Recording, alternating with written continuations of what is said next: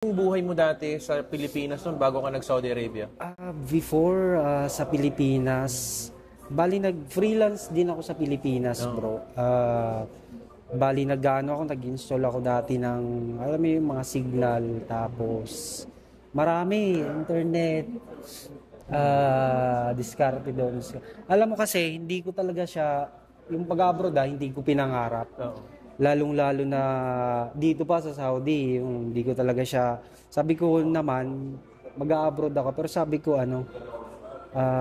hindi sa sabi ko, gusto ko lang mag-travel para kahit wala naman tayo pera sa Pilipinas. Pero yun yung pangarap ko, hindi ko pinangarap na parang magtrabaho abroad. Kasi alam ko yung hirap, kasi OFW din yung mama ko dati. Alam ko yung hirap ng pagiging OFW. Hanggang one time, parang ito na lang yung naging option. Kasi may nangyari sa buhay ko. Hindi ko like ikwento kasi medyo Pero ikwento mo, hindi. private. Joke lang. Private. So, parang yun na lang yung option.